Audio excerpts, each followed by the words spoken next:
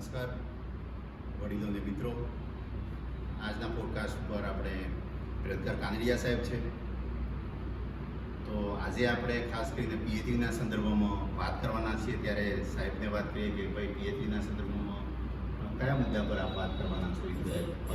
Sir, પીએચડીની general તો આપણે વાત કરેલી જ છે, જનરલ પીએચડી કેવી રીતે કરવું, પણ આજે સ્પેસિફિક મારો એવો વિચાર છે કે લિટરેચર રિવ્યૂ, સાહિત્ય સમીક્ષા.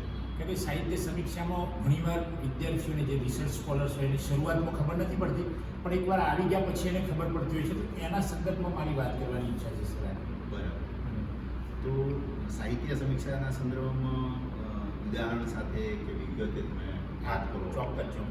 તો સાહેબ, સાહિત્ય સમીક્ષામાં તો આપ પણ જાણો છો, એના અભ્યાસો છો, પણ સાહિત્ય સમીક્ષામાં કેવું છે કે તમે જે પીએચડીમાં જે પણ રેફરન્સીસ યુઝ કરવાના છો, પછી એ પુસ્તક હોય, સામયિક હોય, ન્યૂઝપેપર હોય, નેશનલ, ઇન્ટરનેશનલ, સ્ટેટ લેવલના પ્રોસિડિંગ પેપર હોય, જર્નલ હોય, ઈ બુક હોય, ઈ જર્નલ હોય, અથવા તમે કોઈ વ્યક્તિને મળ્યા હોય, કોઈ યુટ્યુબ ઉપર તમે ચેનલ કોઈ જોતા હોય ને એ જેનો ઉપયોગ તમે કર્યો છે, એ બધી જ જે સાહિત્ય અંદર છે, સાહિત્યનું એક ચેપ્ટર આવશે તમારું.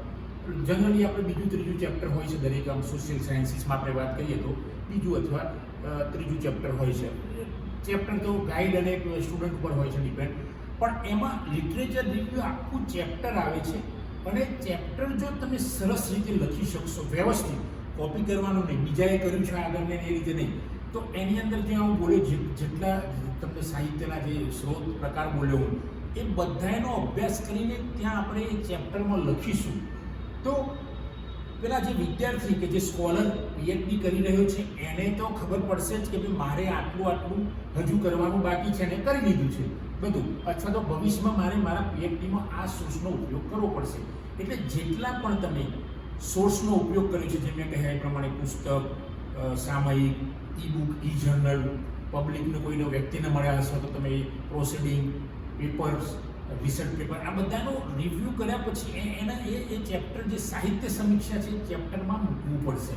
અને એ ટૂંકમાં માહિતી, ટૂંકાણમાં માહિતી હોય તો વધારે સારું. એટલે નવી આવનાર જે પેઢી હશે એને પણ સર ખબર પડશે કે ભાઈ લિટરેચર રિવ્યૂ આને કર્યું છે, અને કદાચ જો એ ટાઈપના વિષય પર કરવા જશે, જે નવો સ્કોલર આવશે, આ જે અત્યારે જે સ્કોલર કરી રહ્યો છે સાહિત્ય, એના પછીનો જ સ્કોલર આવશે, તો એ વાંચશે આ પીએચડીનો થીસીસ, આ ચાલુ સ્કોલરનો, ત્યારે ખબર પડશે કે મારે પણ આવું કરવું પડશે. પેલાનું જ્ઞાન પણ વધી જશે, જે સ્કોલર લિટરેચર રિવ્યૂ કરી રહ્યો છે એનું જ્ઞાન વધી જશે, કારણ કે એને અસંખ્ય પ્રમાણમાં સોર્સ ઉપયોગ કરવો પડશે. અને સાચી રીતે તમારે સાહિત્ય વાંચવું પડશે. ખાલી છોકરાઓ લખી દે સાહિત્યને એની પ્રસ્તાવના વાંચી લે તો નહીં, કારણ કે અત્યારે તો લખી નાખશું, પણ જ્યારે પીએચડીનો વાયવા હશે, પીએચડી અથવા તો તમે પીએચડી થઈને તમે કોઈ ઇન્ટરવ્યૂ આપવા ગયા હશો ને કોઈ લિટરેચર રિવ્યૂ પર પૂછશે, ત્યારે તમને ખબર જ થાય એની સાચી માહિતી, તો એ મુશ્કેલી પડશે. એટલે લિટરેચર રિવ્યૂનું ચેપ્ટર જો એકવાર સરસ કમ્પ્લીટ થઈ ગયું તો સર મારું એવું માનવું છે, મારા અત્યારે ઘણા બધા સ્કોલર મારા અંડરમાં પીએચડી થયા છે, આપના અંડરમાં પણ ઘણા સ્કોલર થયા છે, આપણે પોતે પીએચડી કરતા હતા, લિટરેચર રિવ્યૂ કરેલું છે. તો જો લિટરેચર રિવ્યૂ સારી રીતે થશે તો મારું માનવું એવું છે કે એનું 50% ઉપરનું પીએચડી પૂરું થઈ ગયું માને, કારણ કે એને લિટરેચર બધું ભેગું કરી દીધું છે.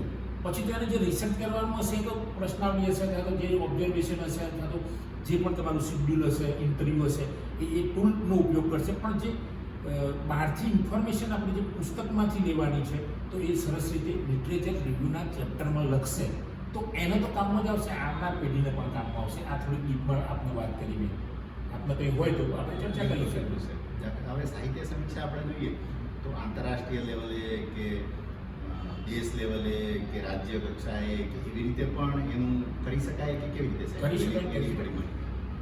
ઇન્ટરનેશનલ લેવલે ધારો કે મારો જોબ સેટિસ્ફેક્શન સબ્જેક્ટ હતો પીએચડીનો, તો જોબ સેટિસ્ફેક્શન કોઈ પણ રિસર્ચ પેપર એનું પબ્લિશ થયું હોય, ઇન્ટરનેશનલ, અમેરિકામાં થયું હોય, કેનેડામાં થયું હોય, ઓસ્ટ્રેલિયામાં, તો હું વાંચી શકું.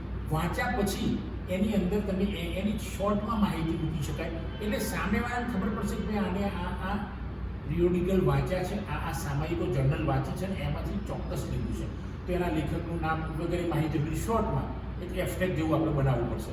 એટલે લઈ શકાય નેશનલ, ઇન્ટરનેશનલ લેવલનો કોઈ પણ એ લેવું જ જોઈએ. અને તો તો જ લિટરેચર રિવ્યુ કહેવાશે.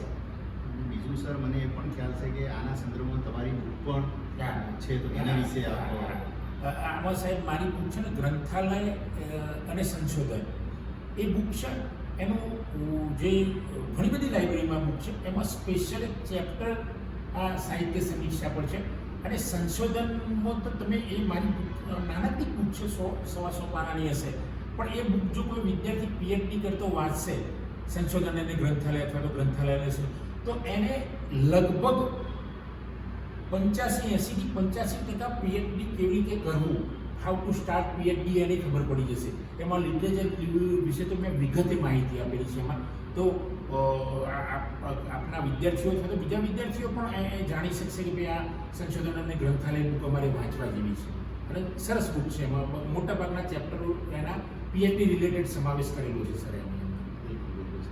હવે મારે એ કહેવું હતું કે દાખલા કે આ સાહિત્ય સમીક્ષા આપણે કરીએ તો એના આપણે સંદર્ભ જે મૂકીએ છીએ તો એ સંદર્ભ એપીએ ને એવી જુદી જુદી શાહી છે, તો એના વિશે બી થોડું વાંચો.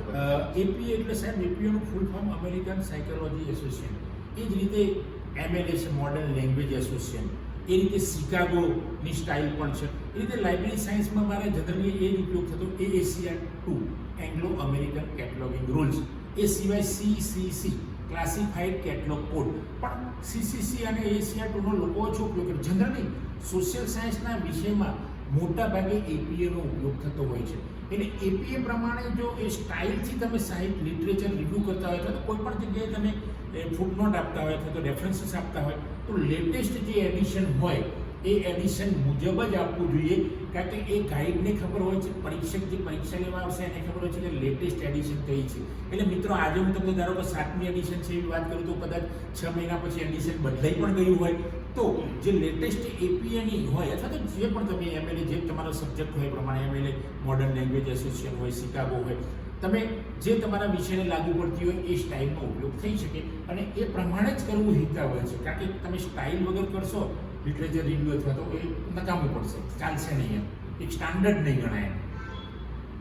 સાહેબે આપણને બહુ સરસ રીતે વાત કરી સાહિત્ય સમીક્ષાના સંદર્ભમાં, અને સંદર્ભ સૂચિ પણ કેવી રીતે કરી શકાય, કારણ કે ઘણા વિદ્યાર્થીઓને મુશ્કેલી થતી હોય છે આ કરવા માટે. તો આજનો પોડકાસ્ટ જે છે યુટ્યુબ વિડીયો સાહેબનો આપ જોશો અને યુટ્યુબ ચેનલ સાહેબની સબસ્ક્રાઈબ ન કરી હોય તો કરશો એવી વિનંતી છે. આપ સૌનો આભાર. Thank you. જય હિન્દ.